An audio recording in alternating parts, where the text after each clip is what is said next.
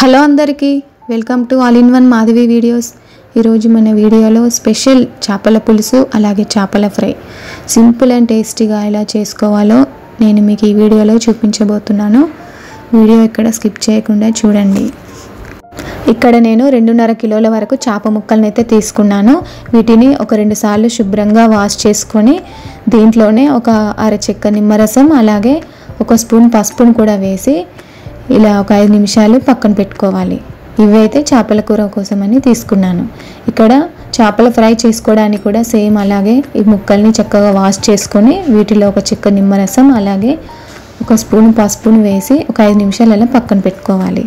ముందుగా చేపల కూర కోసం ఇందులో 2 స్పూన్ల ఉప్పు అలాగే 2 స్పూన్ల కారం, తర్వాత ఒక పెద్ద టేబుల్ స్పూన్ అంత అల్లం వెల్లుల్లి పేస్ట్, తర్వాత ఒక స్పూన్ ధనియాల పొడి అలాగే ఒక హాఫ్ స్పూన్ జీలకర్ర మెంతుల పొడిని కూడా వేసి వీటిని చక్కగా మిక్స్ చేసుకోవాలి। ఇలా రుద్దుతూ మిక్స్ చేసుకుంటే మనం వేసుకున్న ఉప్పు కారం అంతా బాగా పడతాయి। ఇప్పుడు ఇందులోనే మనం ముందుగా నానబెట్టుకున్న చింతపండుని కూడా ఇలా ఒకసారి పిసికి ఈ వాటర్ని కూడా చేప ముక్కల్లో వేసేసి ఈ ముక్కల్ని పక్కన పెట్టుకోవాలి। ఇప్పుడు ఫ్రై కోసం తీసుకున్న ముక్కల్లోకి ఒక స్పూన్ ఉప్పు, ఒక స్పూన్ కారం, ఒక స్పూన్ అల్లం వెల్లుల్లి పేస్ట్ అలాగే హాఫ్ స్పూన్ ధనియాల పొడి, ఒక అర స్పూన్ జీలకర్ర మెంతుల పొడి కూడా వేసి వీటిని కూడా ఇలా కలిపేసి ఈ 2 గిన్నెల్ని కూడా మూత పెట్టేసి ఒక 2 గంటల పాటు అలా పక్కన పెట్టేసుకోవాలి। ఇప్పుడు ఒక 2 గంటల తర్వాత ముందుగా నేను ఫిష్ ఫ్రై చేసుకోవడానికి స్టవ్ పైన ప్యాన్ పెట్టేసి అందులో ఒక 2 స్పూన్ల ఆయిల్ వేసుకొని మనం ముందుగా తీసి పెట్టుకున్నాం కదా ఫిష్ ఫ్రై చేసుకోవడానికి ఆ చేప ముక్కల్ని అయితే వేసి ఇందులో ఫ్రై చేసుకోవాలి। ఇక్కడ నేను ముందుగా 4 ముక్కలు అయితే తీసుకున్నాను। వీటిని ఒక 5 నిమిషాలు ఆయిల్ పైకి వచ్చే వరకు ఇలా ఫ్రై చేసుకోవాలి। వీటిని ఇంకో స్టవ్ మీద పెట్టేసి ఇప్పుడు చేపల కూర చేసుకోవడానికి ఇలా స్టవ్ పైన ఇలా పెద్ద గిన్నెనైతే పెట్టేసుకొని ఒక 4-5 టేబుల్ స్పూన్లు ఆయిల్ అయితే వేసుకోవాలి। ఇక్కడ మా వారైతే చేస్తున్నారు, మా వారు చేపల కూర చాలా బాగా చేస్తారు। ఇప్పుడు ఈ ఆయిల్లో ఒక చిన్న కట్ట మెంతికూర ఆకుని అలాగే 2 పచ్చిమిర్చిని కూడా వేసి ఫ్రై చేసుకోవాలి। ఈ మెంతికూర ఆకు వేయడం వల్ల చేపల పులుసుకైతే చాలా మంచి టేస్ట్ అయితే వస్తుంది।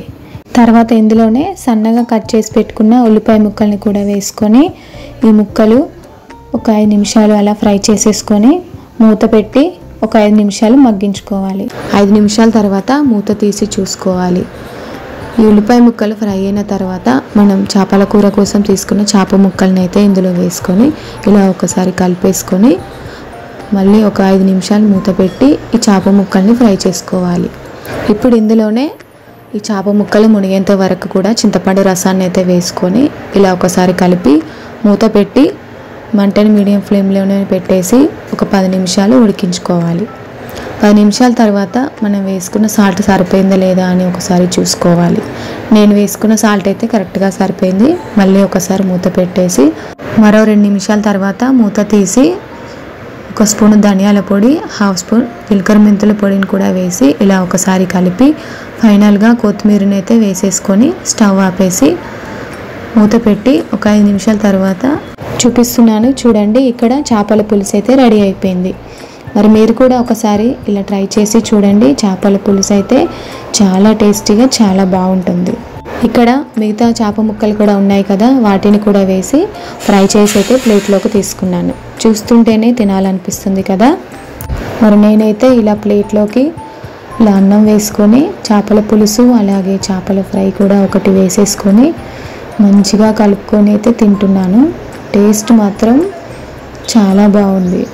తర్వాత నైట్ డిన్నర్లోకి అయితే నేను జొన్న రొట్టెలను అయితే చేసుకున్నాను। ఇవి పచ్చ జొన్న రొట్టెలు అండి, మన హెల్త్కి కూడా చాలా మంచిది।